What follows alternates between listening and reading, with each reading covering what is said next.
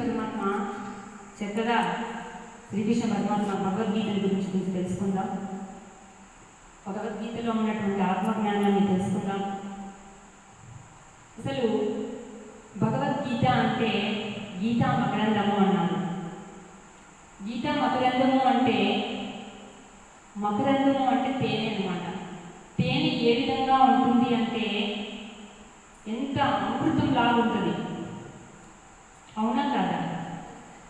అలాగా ఈ భగవద్గీత కూడా ఎలా ఉంటుందంట, అమృతం లాగా ఉంటుందంట.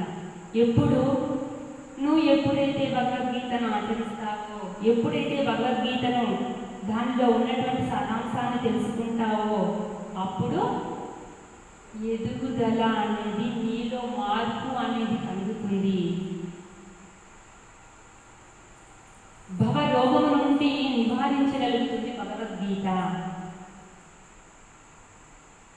ఈ భగవద్గీతలో వేదాల నుంచి, పురాణాల నుంచి, పురాణం నుంచి, బైబిల్ నుంచి, అన్ని రకాలైనటువంటి శాస్త్రాల నుంచి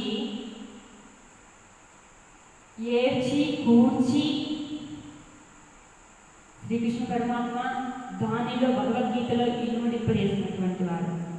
కాబట్టి మనం వేదాలు చదవనవసరం లేదు. వేదాలు 4 ఉన్నాయి: ఋగ్వేదము, సామవేదము, యజుర్వేద వేదము, అథర్వణ వేదము. ఒక వేదం చదవాలంటే 50, 60, 70 సంవత్సరాలు పడుతుందంట. మనం చదవగలుగుతామా? ఒక్కదానే చదవలేము. ఇంకా 4 వేదాలు ఏం చదువుతాం?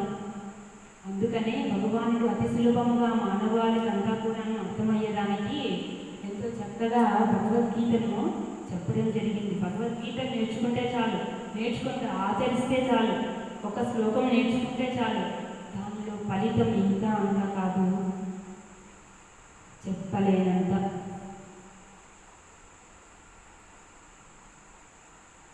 సంసారం అనే భవసాగరం నుంచి అతి సులువుగా దాటివేయగలం భగవద్గీత మనము తెలుసుకుంటే, ఈ ఆత్మజ్ఞానాన్ని తెలుసుకుంటే. దానిలో ఉన్నటువంటి రహస్యం ఏమి అంటే ఆత్మజ్ఞానం. ఈ ఆత్మజ్ఞానాన్ని ఎవరైతే తెలుసుకుంటారో వాళ్ళు అతి సునాయాసంగా సంసార సాగరం నుండి చక్కగా దారి కనిపిస్తుంది. కష్టాలు పడకుండా వెళ్ళిపోతూ ఉంటాం. కష్టాలు ఉంటే కూడా దాన్ని ఈజీగా సులభంగా దాటివేయగలరు. దానికోసం భగవద్గీత నేర్చుకోవాల్సిందే, చదవవలసిందే.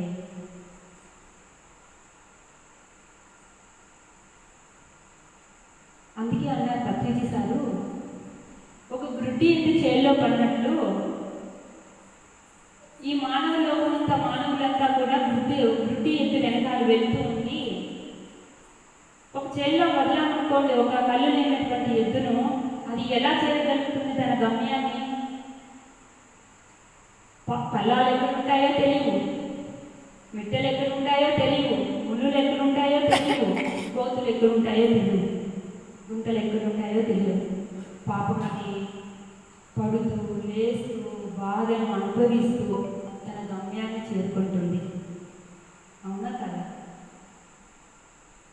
అదే కళ్ళు ఉన్నటువంటి ఆ ఎద్దుకు కళ్ళు కనుక ఇచ్చామనుకోండి, అలాంటి ఎద్దుకు చేలు మీద పడితే అది ఎలా వెళ్తుంది? తన గమ్యస్థానాన్ని ఎలా చేరుకుంటుంది?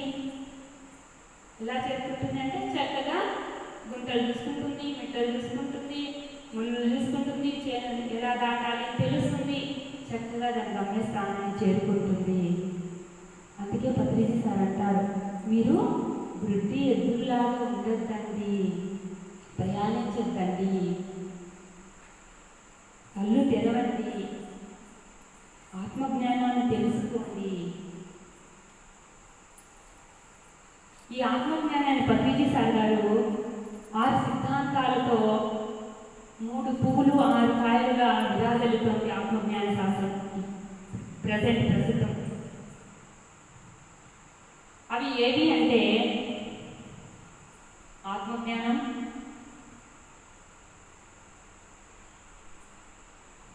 పునర్జన్మ సిద్ధాంతం,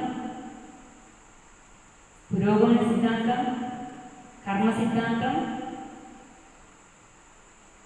యోగ సిద్ధాంతం, అనేక సిద్ధాంతం. ఇవన్నీ కూడాను ఆత్మజ్ఞానం.